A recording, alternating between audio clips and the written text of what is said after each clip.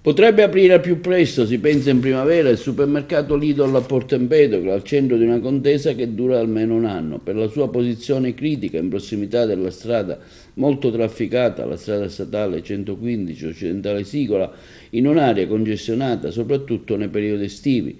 L'ANAS, considerando l'accesso stradale problematico, avrebbe inizialmente opposto resistenza all'apertura della struttura.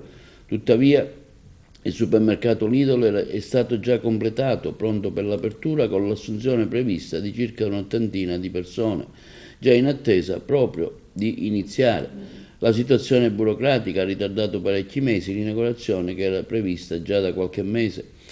Ma ora sembra arrivare una soluzione. Dopo lunghe trattative con l'ANAS si ipotizza l'uso di una strada laterale con accesso dedicato all'approvvigionamento dei magazzini. Questa soluzione alternativa parrebbe risolvere la questione e consentire quindi l'apertura del supermercato quanto prima.